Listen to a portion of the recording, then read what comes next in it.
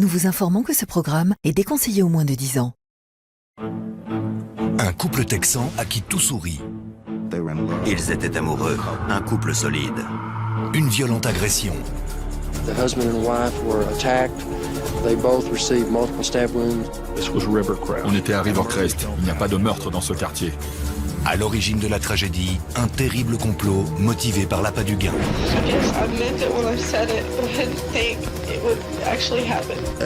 Quel choc. Personne ne voulait y croire.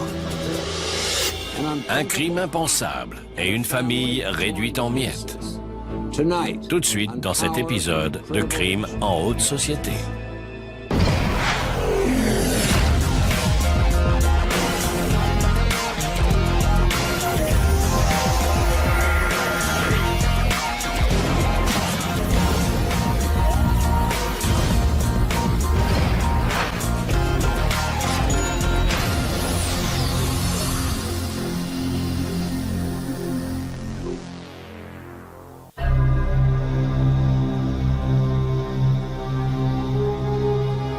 Le 12 mars 1992, à 3h30 du matin, on vient frapper à la porte de résidents de Rivercrest, une banlieue luxueuse de Fort Worth.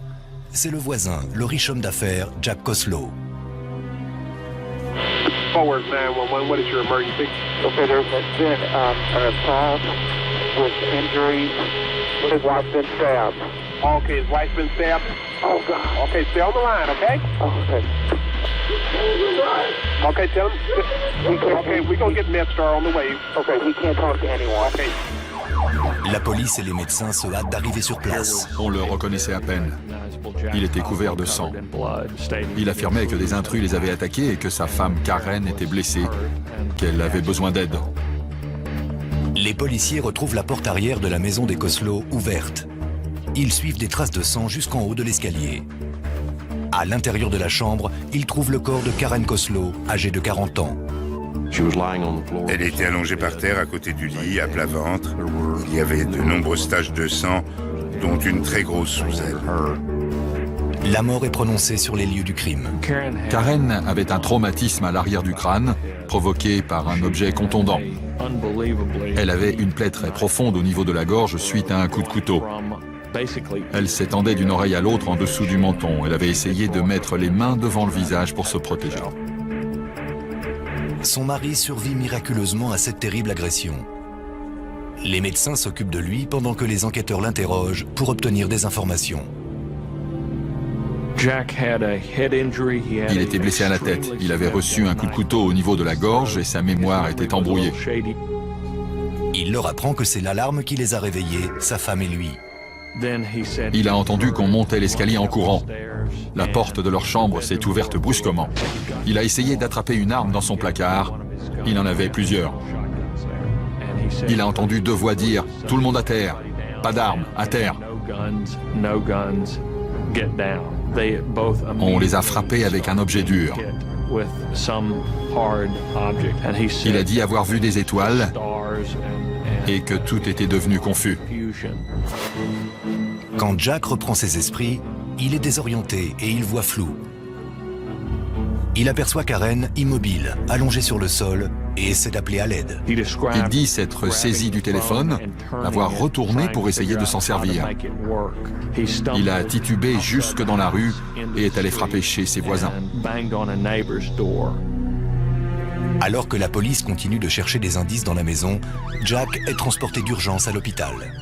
On a tous pensé que c'était un vol. Ce couple était très riche, avait une belle maison dans un quartier chic. On s'est dit que des cambrioleurs étaient entrés et avaient pété les plombs. Rivercrest n'est pas le genre de quartier où on appelle la police au milieu de la nuit en étant couvert de sang. Beaucoup de vieilles familles fortunées y ont élu domicile. Les Bass, les Hyder, les Carter. Et soudain, leur rue grouille de policiers et de journalistes. On a vite compris que cette affaire allait faire parler d'elle. Le chef de la police de Fort Worth a lui-même répondu à l'appel. Ce n'était pas courant qu'un chef de la police d'une grande ville se charge en personne d'un appel pour meurtre. Au vu de la violence des faits, les enquêteurs pensent que ce n'est pas simplement un cambriolage qui aurait mal tourné. Ça n'avait pas l'air d'être un cambriolage. Même si la maison était dans un sacré désordre, le vol ne semblait pas être la motivation première. La chambre était pleine de sang. C'était très perturbant. Il y avait vraiment eu des actes d'une violence rare dans cette pièce. On avait défoncé le verrou de la chambre. Il y avait une empreinte de chaussure sur le bois. On avait clairement forcé la porte. On a retrouvé un sac dont le contenu avait été répandu par terre. Il y avait des taches de sang un peu partout dans la pièce et le sol du couloir était lui aussi plein de sang. Et il y avait un couteau avec du sang par terre. Mais le tueur n'est apparemment pas arrivé avec l'arme. Quelqu'un avec les mains couvertes de sang a fouillé les tiroirs de M. Koslow. Dans le tiroir du haut, les policiers trouvent un couteau identique. On avait tiré le plus grand des deux de son fourreau et il gisait à présent sur le sol de la chambre derrière le bureau. Il était couvert de sang. Il semblait que c'était le couteau de M. Koslow lui-même qui avait servi pendant l'agression. Après le terrible récit des événements fait par Jack Koslow, on découvre que son propre couteau aurait servi au meurtre de sa femme. Les enquêteurs commencent à se demander si l'homme d'affaires leur a tout dit. Il avait déclaré que l'alarme s'était déclenchée, mais apparemment la compagnie de sécurité n'aurait reçu aucun appel de la maison des Koslow. Le lendemain même du meurtre de Karen Koslow à Rivercrest, la police pense déjà que le coup a pu être monté par un proche de la famille. Fort Worth va connaître un scandale sans précédent.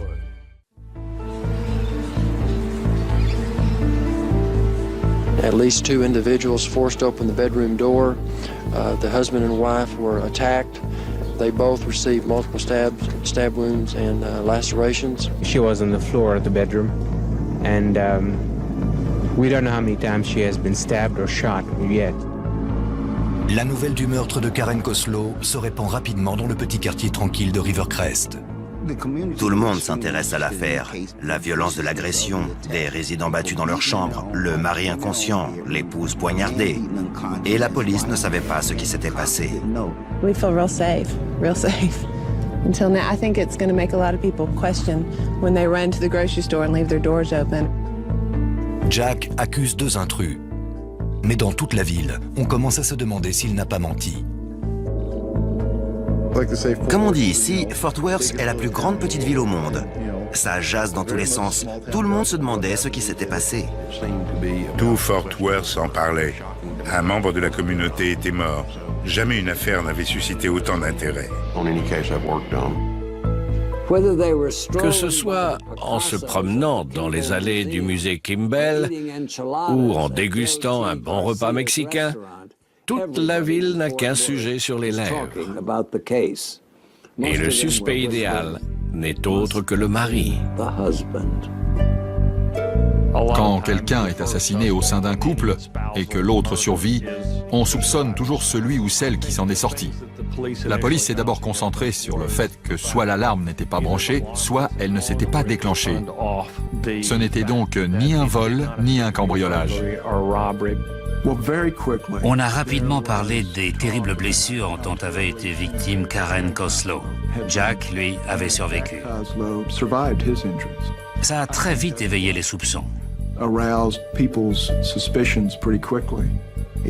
Sa femme s'est quasiment fait décapiter et lui, sans défense, a réussi à s'en sortir.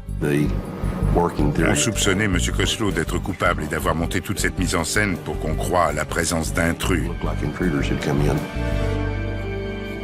Les experts médico-légaux continuent de fouiller la maison pendant que les enquêteurs se penchent sur la famille qui l'habitait. Quand on a commencé notre enquête, on a découvert que c'était un mariage réussi. Il n'y avait a priori pas de problème entre eux. Tout le monde les pensait amoureux, mais il n'y avait pas de rumeurs de dispute ou d'infidélité éventuelle. Ils renvoyaient vraiment l'image d'un couple heureux. Jack Koslow et Karen Courtney se rencontrent alors qu'ils travaillent pour la Texas American Bank au début des années 80. Karen, une jeune femme issue d'une famille fortunée de producteurs de pétrole, travaille notamment pour le Fort Worth Ballet et participe à plusieurs œuvres caritatives. Jack et elle tombent amoureux et se marient en 1983. Ils faisaient partie du gratin, du beau monde de Fort Worth. Mais Jack a un passé dont il ne peut se débarrasser. Suite à un divorce difficile quelques années plus tôt, il entretient des relations délicates avec son ex-femme et sa fille alors adolescente. Christy avait été adoptée. Ses parents, Paula et Jack Koslow, ont divorcé quand elle était jeune. Il y avait énormément de tension entre les deux femmes. Elles ne s'appréciaient pas. Elles se méprisaient même. Tous les amis de Paula savaient qu'elle n'aimait pas Karen. Elle ne s'entendait pas du tout. Elle estimait que si Christy avait des conflits avec son père, c'était à cause de sa belle-mère. Jack est prêt à tout pour faire le bonheur de sa fille. C'était une enfant gâtée, comme nous tous. Elle a été élevée comme moi. Il lui suffisait de demander quelque chose pour l'obtenir. La discipline, elle ne connaissait pas vraiment. C'était une sale gosse. Elle estimait qu'elle méritait toujours plus. Mais Jack n'a pas seulement une adolescente trop gâtée à gérer. Au début des années 90, il perd sa place à la banque. Il crée son entreprise de consultant, mais il gagne moins qu'avant. On a commencé à évoquer la question des finances de la famille. Jack Koslow avait perdu son travail. Karen et sa famille avaient beaucoup d'argent. Du coup, on s'est demandé s'il n'y avait pas un contrat d'assurance qui aurait pu motiver cette terrible agression. 3 jours après le meurtre, toute la bonne société de Fort Worth assiste aux funérailles de Karen. Christy ne prend pas la peine de s'y rendre. Mais, à la surprise de tous, son père, lui, est là. Tous les regards se tournent vers lui à son arrivée. L'église était pleine à craquer.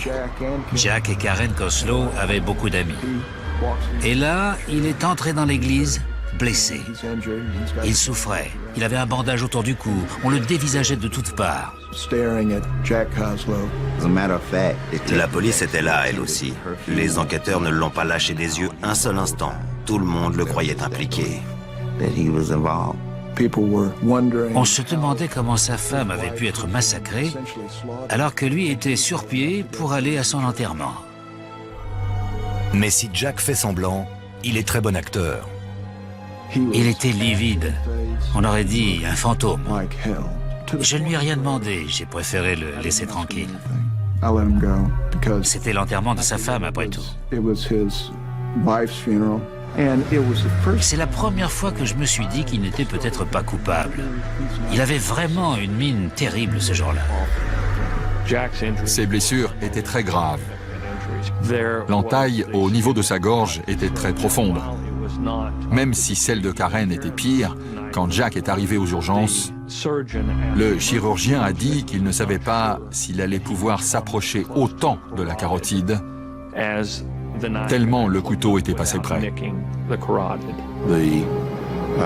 À l'arrière du crâne, il souffrait de fractures par compression. Des fragments d'os s'étaient même détachés. Je ne voyais pas comment il aurait pu s'infliger ce genre de blessure. L'entaille au niveau de la gorge était impressionnante. Pour moi, il était impossible qu'il se soit fait ça tout seul. Malgré ces observations, la police le considère toujours comme un suspect. Les enquêteurs sont tellement sûrs de sa culpabilité qu'ils ont réussi à obtenir un mandat d'arrêt contre lui. Mais ils ignorent qu'un coup de fil est sur le point de tout changer.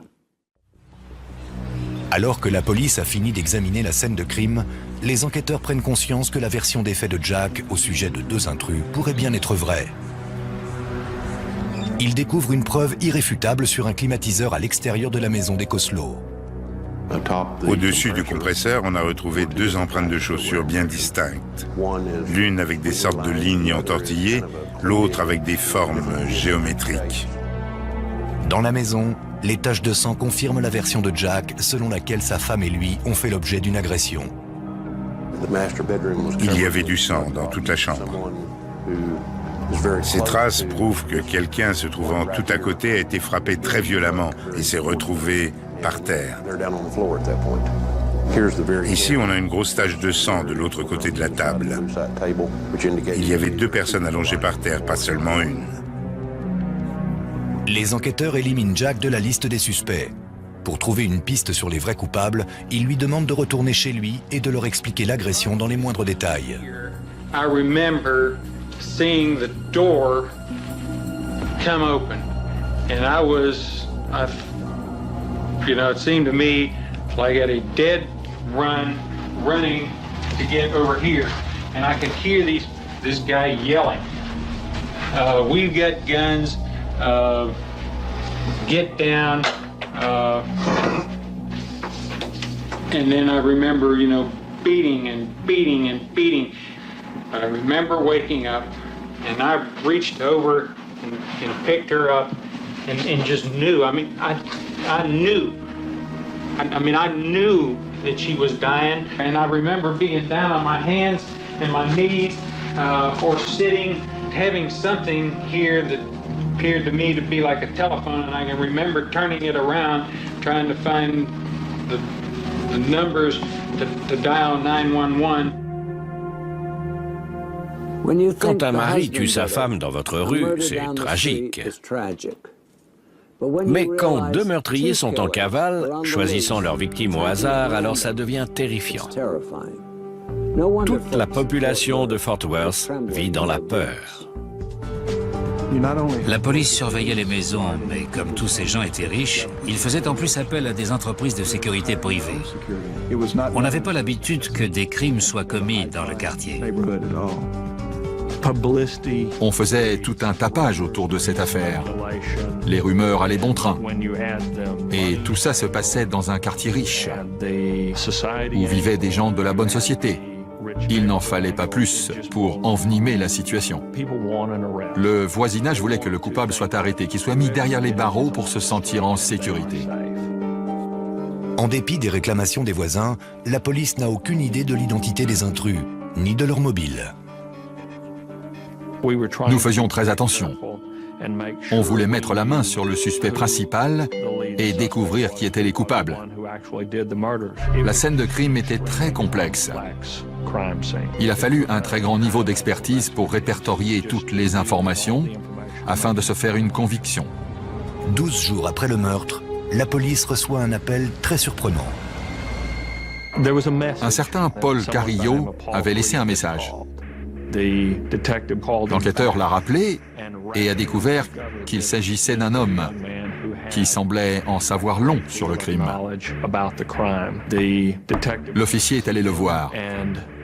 Paul Carrillo lui a remis une veste qui avait été portée et qui était couverte du sang des Koslow et un pied de biche qui avait servi à les frapper.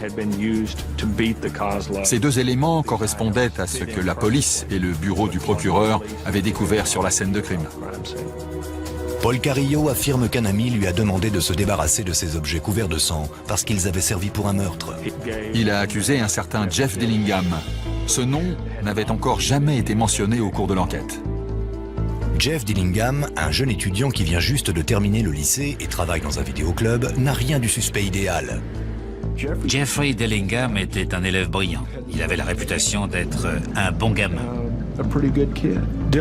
Il était apprécié à son travail. Il n'avait jamais eu d'ennui avec la police. Il avait des amis. Il allait s'inscrire à la fac. Il ne connaissait pas Jack et Karen Koslow et il n'avait aucune raison de leur vouloir du mal. Personne ne savait qui était ce Jeffrey. Comment un jeune homme à l'air inoffensif a-t-il pu se retrouver impliqué dans un violent massacre dans les beaux quartiers? Eh bien, la réponse va en choquer plus d'un.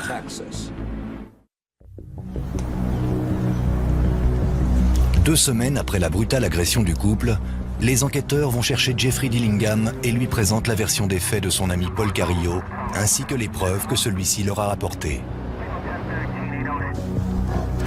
What I'd like you to do then is to start now and in your own words tell me exactly what happened as best you can remember.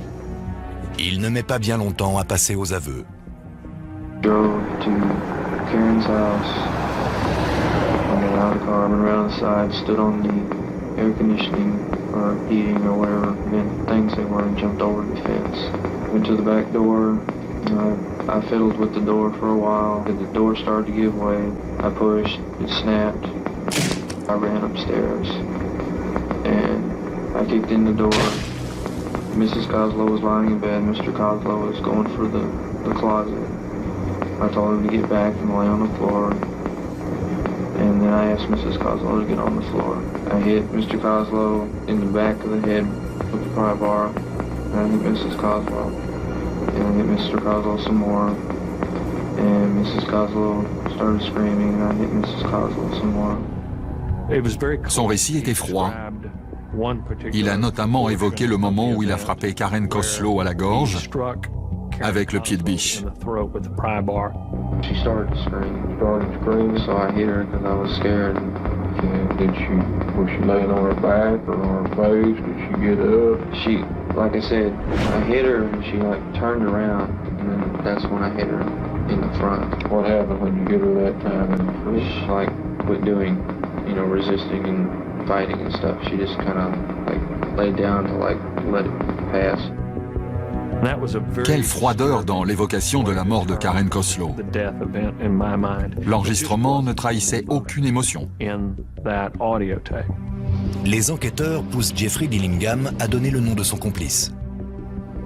It was brought to me by Brian about robbing the house is how it started. Now who is Brian?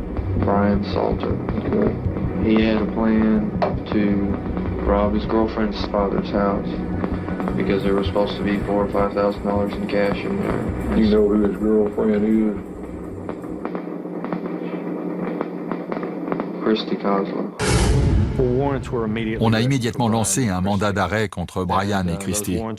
La police a bloqué leur voiture alors qu'ils étaient ensemble. Les officiers les ont arrêtés et placés en garde à vue. On était au volant avec mon père. Christy et Brian sont partis de chez elle, dans sa petite voiture. Et d'un coup, leur véhicule s'est retrouvé bloqué par 3 ou 4 voitures banalisées. On est passé juste à côté. C'était impressionnant à voir. Alors que Christy et son petit ami de 20 ans se font arrêter, Jeffrey Dillingham poursuit son passage aux aveux. I understand you to say that Brian approached you with this idea, and you understood that he had gotten the idea of Christy. Is that correct? From what I was told by Brian, and Brian said it was approved by Christy that I was supposed to get $1 million for the deal. From what? Her inheritance or something? From the inheritance that she was supposed to get from Jack and Karen.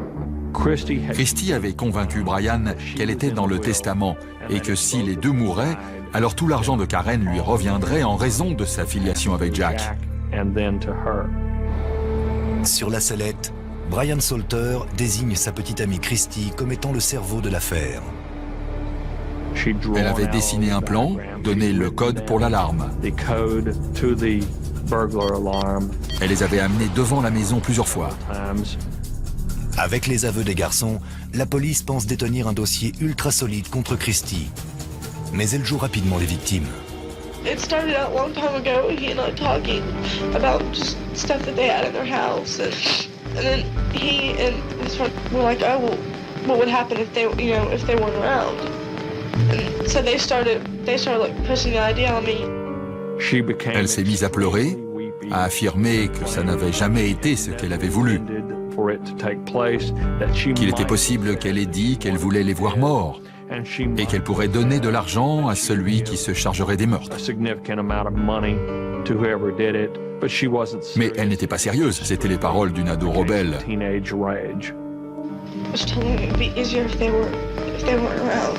It'd be easier for me and my mom both, because they had both dealt with so much misery for the last 9 or 10 years.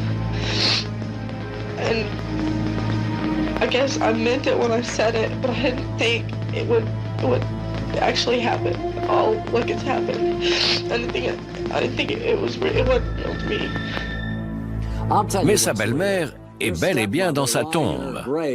Et son père a eu la gorge tranchée. On aurait pu espérer qu'après des années passées dans plusieurs établissements privés, Christie aurait acquis un peu de bon sens. Mais apparemment, la petite princesse vit comme bon lui semble. What I'm saying is that a murder is a murder is a murder. The fact that teenagers are involved in murder is becoming more and more usual, unfortunately. I knew that she had problems with her father in the past, and I knew that she didn't like Karen, but I didn't think things ran this deep. She didn't like her. She didn't like she was a threat to her, but not really. Tonight, stepdaughter Christy Koslow, her boyfriend Brian Salter, and friend Jeffrey Dillingham are each being held on $500,000 bonds. All three confessed. Tout s'est déchaîné. Christy is a demanding girl who had a strange effect over her ex-boyfriend, Brian Salter. The prosecution expects a trial date to be set within the next month. For now, they remain in custody at the Tarrant County Jail. It became bizarre. C'était étrange. Tout le monde avait été obsédé par cette histoire pendant 2 semaines. On ne parlait que de ça, le meurtre de Karen Koslow. Et d'un coup, il s'est passé ça. Et on est passé à la vitesse supérieure. Personne ne voulait croire que des gamins aient pu faire ça. La seule personne qui ne semble pas vraiment surprise est Jack Koslow. Jack se doutait que Christie pouvait être impliquée parce qu'il savait à quel point elle détestait sa belle-mère. Il y avait déjà eu des problèmes, des conflits, et Christie estimait qu'elle méritait d'avoir plus dans la vie. Personne au lycée n'aurait osé penser que Christie était l'élève la plus susceptible de tuer ses parents.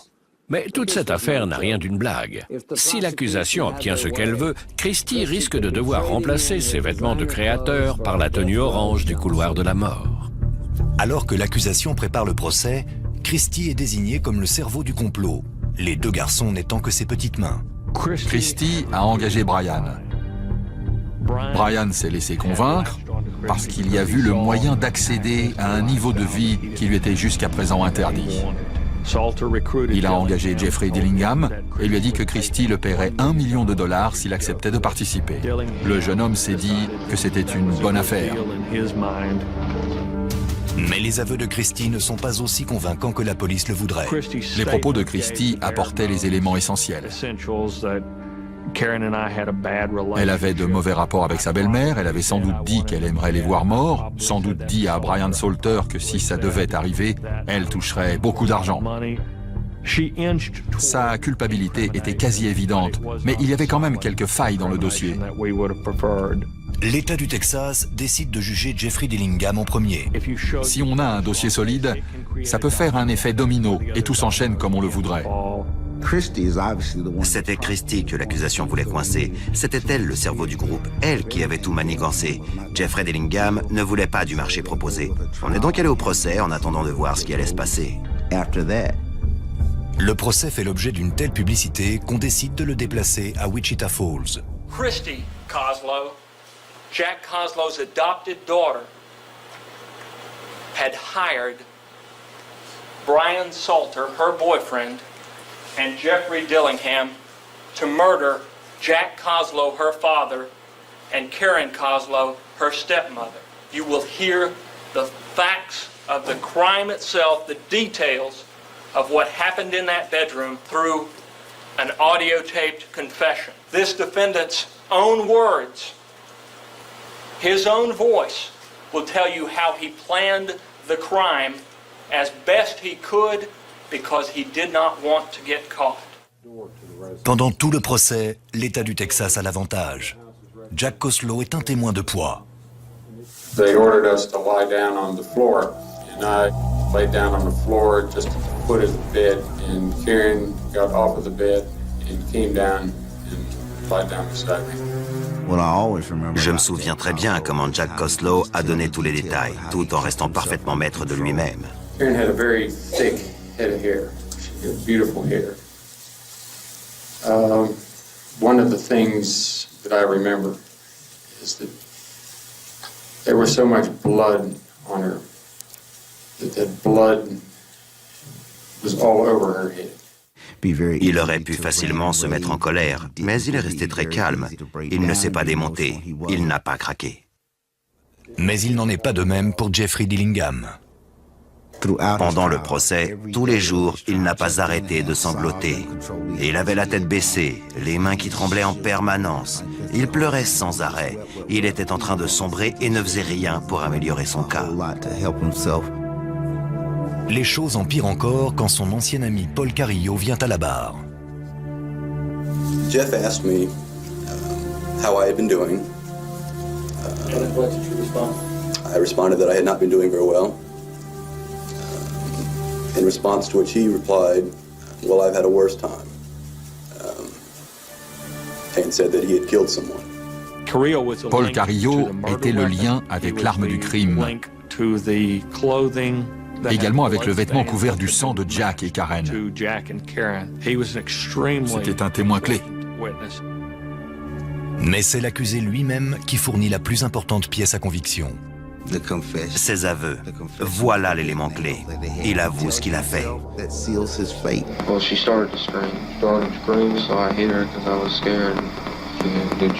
Was she laying on her back or on her face? Did she get up? She, like I said, I hit her and she like turned around, and then that's when I hit her in the front. What happened when you hit her that time in the foot? She like quit doing, resisting and fighting and stuff. She just kind of like laid down to like let it pass.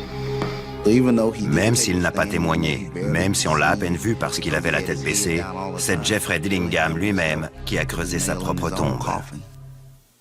We know from the defendant's statement where he said she was screaming, so I delivered a blow to her throat and she stopped. What could be clearer than that? Il faut au juré moins de 2 heures pour reconnaître Jeffrey Dillingham coupable de meurtre, puni par la peine de mort. Le lendemain, il décide de son sort. Any reasoned sentence should not be pronounced. It's the order of this court that you, Jeffrey Dillingham, having been adjudged by the jury to be guilty of the offense of capital murder, it is therefore the order of this court that your punishment shall be death, and that before the hour of sunrise on a date to be determined by this court at the State Penitentiary in Huntsville, Texas, you shall be caused to die by intravenous injection of a substance or substances in lethal quantity sufficient to cause your death, and until you, the said Jeffrey Dillingham, are dead. De retour à Fort Worth, l'accusation se prépare au procès de Brian Salter. La sélection du jury du procès de Brian Salter devait commencer 2 semaines plus tard, quand on a été contacté par ses avocats. Il voulait trouver un accord et éviter la peine de mort en acceptant la perpétuité. Sa vie sera épargnée, mais seulement s'il avoue tout. Brian a joué un rôle clé dans l'accusation de Christie, ça ne fait aucun doute. Le dossier de Christie était le moins solide.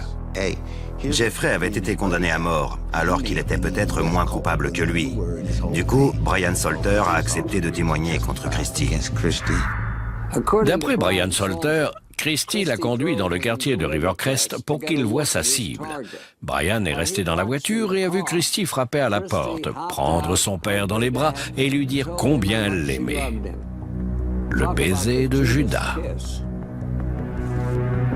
Brian nous a donné les noms d'amis auxquels elle s'était confiée. She's like, well, if this kind of thing happened to my dad, then, we can make a lot of people rich, Les enquêteurs découvrent que sa bande d'amis aux parents fortunés n'ont fait qu'encourager ses mauvaises intentions. Il y avait une blague récurrente. Qui s'achèterait la plus belle voiture à ses 18 ans avec tout son argent? Ses amis venaient tous de familles riches. C'étaient des enfants pourris gâtés qui ne pensaient qu'à eux, qui voulaient qu'on cède au moindre de leurs caprices et avoir une vie de rêve. Mais Christie est allée plus loin. Christie pensait qu'elle allait toucher une somme énorme et elle demandait qui serait prêt à tuer ses parents. On ne la prenait pas au sérieux. On pensait qu'elle en faisait des tonnes pour nous impressionner et nous faire rire, nous donner l'impression qu'elle était cool. En fait, Christie était très immature. Elle avait à plusieurs reprises déclaré qu'elle voulait que quelqu'un les tue. La défense devait faire comprendre au jury pourquoi elle avait fait de telles déclarations, les convaincre qu'elle ne parlait pas sérieusement. En juin 1994, la jeune Christy Koslow, alors seulement âgée de 19 ans, est jugée pour meurtre. Elle risque la peine de mort. L'accusation avait assez de preuves pour espérer obtenir un verdict de culpabilité. Des aveux écrits enregistrés. C'étaient des pièces à conviction essentielles, mais leur dossier n'était pas béton non plus. Notre dossier reposait sur Brian Salter, sur le fait que Jeffrey et lui connaissaient l'intérieur de la maison. Ils savaient que les Koslow y gardaient des armes. Ils connaissaient le code de l'alarme. Ils savaient où était la chambre. On avait peu de preuves matérielles. Christy avait pris soin de ne jamais entrer en contact directement avec Jeffrey Dillingham. Elle était en relation avec Brian Salter, qui a joué le rôle d'intermédiaire entre elle et Jeffrey Dillingham. Plusieurs anciens amis viennent témoigner pour l'accusation. Je n'étais pas très à l'aise à l'idée de devoir me retrouver en face d'elle et d'affirmer que je pensais que c'était elle qui avait commandité le meurtre. C'était dur de prendre sa défense quand on pensait à toutes ces fois où elle avait évoqué la chose. À l'époque, on pensait qu'elle blaguait, mais en fait, non. Mais la défense prétend qu'il ne s'agit là que d'un malentendu. She's a young girl with no past criminal history, 17 years old when this happened. En lui parlant, j'ai eu l'impression qu'elle ne se rendait pas compte des conséquences. Il est possible que, malgré ce qu'elle a dit, elle n'ait jamais vraiment voulu voir deux personnes être tuées. C'était de l'esbrouf. Elle a grandi au sein d'une famille dysfonctionnelle. Ses parents étaient en conflit et je pense que ça explique certaines de ses réactions. L'accusation ne compte pas se laisser faire. Elle prétend que la pauvre petite fille riche est une tueuse de sang-froid. Brian Salter a affirmé avoir discuté avec Christy après les faits. Il lui a raconté ce qui s'était passé, lui a dit qu'il n'était pas bien parce que ça avait mal tourné, qu'il avait peur. On a retrouvé trace de cet appel téléphonique. Il l'a bien appelé au moment où il l'a dit. Elle leur a donné le code, l'accès à la maison. Elle était autant impliquée qu'eux. Elle ne s'est juste pas rendue sur place. Certains auraient pu penser qu'elle était très intelligente en essayant de leur faire porter le chapeau à tous les deux, en disant que c'était leur idée. Mais en fait, ce n'était que grâce à elle qu'ils pouvaient espérer toucher l'argent. Elle est restée auprès de Brian Salter après le crime. S'il l'avait mal comprise et qu'elle n'avait pas voulu que ça arrive, elle ne serait pas restée avec lui. Même avec son nœud dans les cheveux, Christy n'a jamais eu l'air aussi coupable. Si elle s'attend à ce que son père décide de la défendre, elle est loin du compte. Jack vient à la barre et affirme que sa fille est un danger pour la société et qu'elle mérite la peine de mort. It is a consuming hatred. It is total. And it is gripping. And that's why she told other people. Not because she's a fantastic criminal, but because she was consumed with this malignancy. Lors de leur plaidoirie finale, la défense et l'accusation dépeignent deux portraits bien différents de Christy Koslow. Then Christy Koslow was never in a meeting with the two of them when they planned this murder. She does not have the intellectual maturity to organize a rock fight. And yet, they want you to think that she orchestrated, controlled, and directed. This is her lame explanation for setting the events into operation that she did. That she was slapped when she was little. How stupid do they think we are? Après 8 jours de témoignages, le jury se retire pour délibérer. 3 heures plus tard, le verdict tombe. We, the jury, find the defendant guilty of the offense of capital murder as charged in the indictment. Signed, H.L. Lang. I wouldn't say it was a surprise at all. I've said all along we were optimistic, and we were optimistic, but certainly not surprised at this verdict. Christy attend sa condamnation. To be the order, judgment, and decree of this court that you be sentenced to life in the institutional division of the Texas Department of Criminal Justice, and that you be taken by the sheriff of this county and delivered to the director of that institution to serve your sentence as required by law. C'est sûr que c'est mieux qu'une condamnation à mort, mais sa situation n'a quand même rien de très enviable. Cette jeune fille de 19 ans n'avait plus aucune perspective d'avenir. Sa vie était finie. C'est triste. Je pensais vraiment qu'elle serait condamnée à mort. J'en étais persuadé. J'étais très surpris par sa condamnation. C'est très dur pour un jury de condamner à mort une jeune femme, une ado.